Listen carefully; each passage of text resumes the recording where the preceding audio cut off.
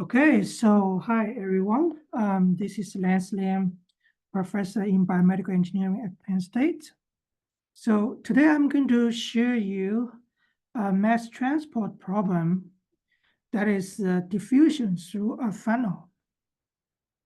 So as you can see from this picture, we have a shape of the funnel here. So a unique feature of the funnel is along the diffusion direction, the areas is going to increase. So if we draw this on the right side, so the funnel would look like this. And then the areas along the diffusion direction is going to increase, okay? So let's say this is diffusion direction X, okay? So as you can see, if we want to understand the concentration profile along the X direction, we needed to know that the flux that will change along the diffusion direction. The reason the flux is going to change is because the areas is increasing along the diffusion direction. So for this problem, if they tell us that, let's say at X equal to 0 position, say here is X equal to 0, and then they tell you the concentration profile is, let's say they say the concentration is equal to C naught. And then they tell you another location, let's say X equal to L position. And then they tell you the concentration is Cl. So if they give you two boundary conditions and they ask you, let's say, what is the Ci concentration at, let's say, X equal to 0.5 L. So how do you calculate it? So for this problem, if we want to know the concentration at X equal to 0.5 L location, we have to know the Ci profile at any position, and then we plug in X equal to 0.5 L, and we can calculate it, okay? So, but then how do we do it? So first of all, we needed to know the relationship between the surface area and the position, right? So let's say the areas, the radius along the diffusion direction is a function related to X, okay? So let's assume this radius is equal to naught times 1 plus X over L, okay? So you can see when X increases, the radius is going to increase, which is a feature of the funnel, right? So based on these conditions, we can solve this problem, okay? So first of all, let's assume this is a steady state problem, okay?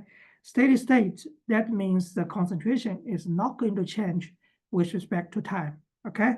So what doesn't change is the flux times the area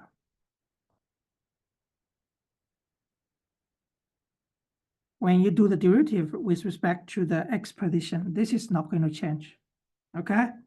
So when we start with this equation, what we can do here is, based on the Fick's law, the flux is equal to negative d times dci over dx, okay?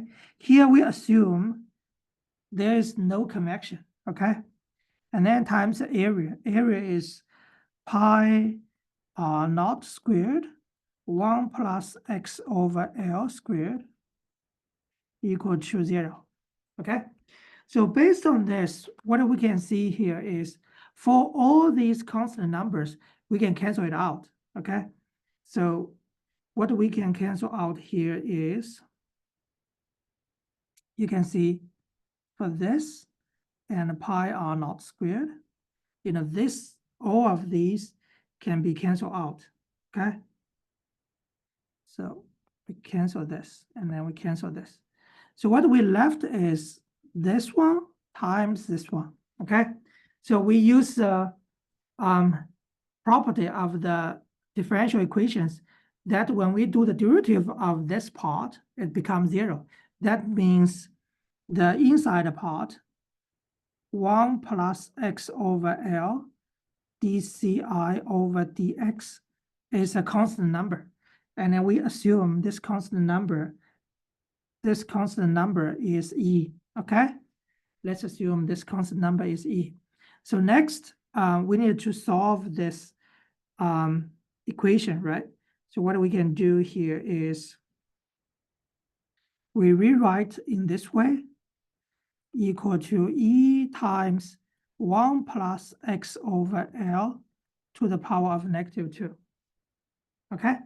So now you needed to do integration for both sides, and then you can got Ci equal to -L E times 1 plus x over L to the power of -1 plus another constant f, okay?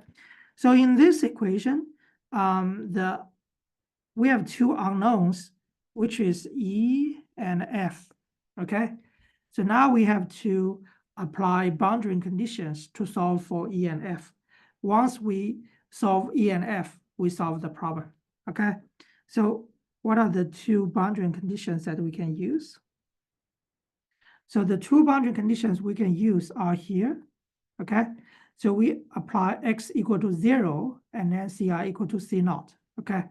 So what we got here is x equal to 0, Ci equal to C naught, right? X equal to 0, so you got -LE plus F, okay? This is boundary condition 1. And then we apply the boundary condition 2, x equal to L, Ci equal to CL, right? So we got CL equal to x equal to L, and then 1 plus 1 equal to 2. So now you got -LE over 2 plus F, okay? And based on these two, you can solve for E and F, right? So E is equal to -L 2 C naught minus CL, okay? And then F is equal to -C naught plus 2CL, okay? Now we apply these two back into the equation, okay? So what we got is Ci should equal to, so you got -L and a -L, that cancel out, right? So you got 2 C naught minus CL over 1 plus x over L, right? And then plus F. F is -C naught plus 2CL, okay? So this would be our general Ci expression. And then when they ask for, you know, x equal to 0.5L, you just plug into the equation, right? And then you can solve for Ci, right? So pretty easy. So basically, if we look at this expression,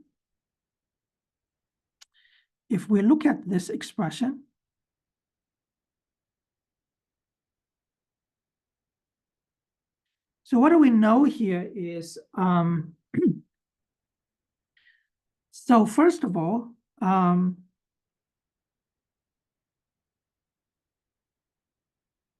C naught minus CL.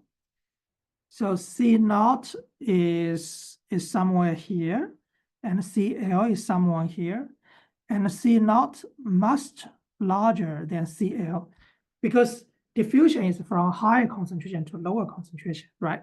So that means this is a positive number, okay? So then you can see based on this, when x increases, where X increases, this whole thing decreases. That means concentration is going to decrease when X increases. So which makes sense, right?